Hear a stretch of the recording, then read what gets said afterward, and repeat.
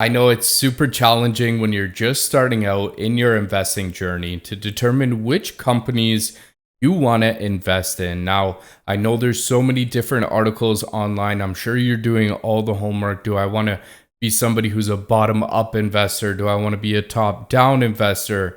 Portfolio allocation, so many different things that you could be taking a look at. And I think this is a perfect video because what we're going to do is we're actually going to claw it back. We're going to start from the beginning and make the theory as easy as possible. So we'll stay tuned with me. We'll go through what my suggestion is in terms of determining which companies you want to put into your portfolio, especially if you haven't done it before. But if this is your first time here, my name's Nick. Welcome to Ways to Wealth. Before we get into the video, huge favor, huge ask. If you learn something new or you get some value out of the video, hit that like button for me. I would definitely appreciate that. And if you haven't already, please consider hitting that subscribe button and turning that notification bell on. I will start the video out just plain and simple. My biggest theory is buy companies you know, love. Why? Because you use them on an every single day basis. You can get an understanding, a good judgment that if you're going to be a customer tomorrow, then most likely there's a lot of other people joining. But let's really fundamentally figure out what I'm talking about. So obviously you're getting started out in your investing journey. And what you want to do is you want to start writing down a list. Step number one is compile a list of companies that you use on a daily basis. Is it a company you bank with? Is it a company you grocery shop at? Your favorite clothing company, your favorite, internet provider, whatever that situation looks like, just start writing down the companies that you use on a daily basis. From there, what you're going to do is hopefully that list is anywhere between 10 to 20 names, because obviously diversification is super key when it comes to investing. That is something that I will definitely, pride myself on, is the fact that you have to have a well diversified, and it's not just the number of companies, it's also the number of different sectors that you're in. But before we get into that, what I would suggest is looking at that 10 to 20 companies that you've compiled and start figuring out what their ticker symbols are. Now, the ticker symbols could be 3-4 digit long, could be even 2.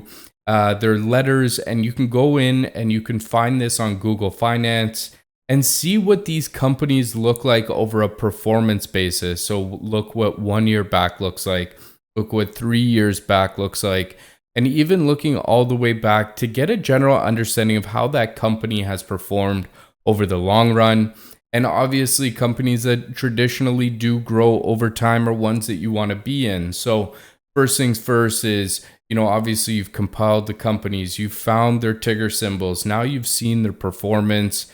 You can either jot this down or have a general understanding of which companies have performed best, because these ones are probably a great indication that the business has done well, that there's multiple people buying. Now, the part that I want to get into right now is probably the most important part. Now, when it comes to beginning and starting out, most of us don't have the capital requirements that really can get a decent position into a company. So often people get a little bit, what's the word I'm looking for? A little bit demotivated, in the sense that, hey, Google shares are $2,900. I can barely buy one as it is. Maybe this isn't the perfect company for me, even though Google is going to be around for the next 20 years to come and going to continue to grow.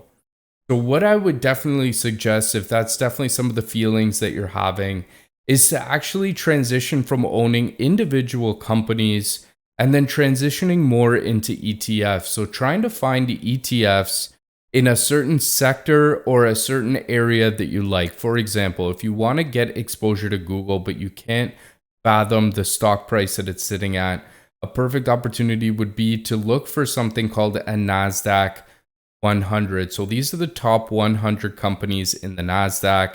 There's an ETF in the US, QQQ. There's a few different ways to play it in Canada. TEC.TO is a technology leaders. You also have ZQQ. That's a BMO product, which gives you exposure into the top 100 companies on the NASDAQ. The stock price should be just in and around that $100 range if you're talking about the BMO product. If you're talking about the TD, the TEC, it's probably around anywhere between $20 to $30. So what you're doing is you're adding this exposure, you're adding these names into your portfolio for a lower cost.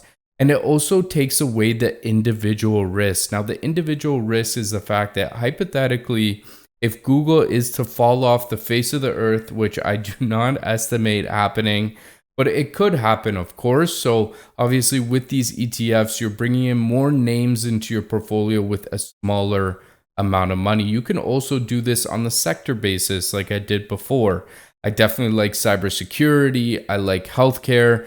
There are healthcare and cybersecurity ETFs that you can add instead of going and buying individual companies and hoping that they do well. What this is doing is basically minimizing risk and allowing your portfolio to get the maximum amount of exposure or the maximum amount of companies in there for the lowest possible cost. So these are some of the suggestions that I would have. And this is kind of an idea that was formulated from Kevin Hart. And Kevin Hart was on Joe Rogan kind of at the beginning of the pandemic. And he really talked about how he had learned so much about the economy and so much about investing. And one of the pieces of advice that he gave to his kids is they were brushing their teeth. And he was basically saying, you know, is this something that you think everybody does? The answer was yes. They said, oh, what company makes this? And I think it was Johnson & Johnson or something like that. And they're like, oh, do you think this is going to be around for the future? And they all agreed.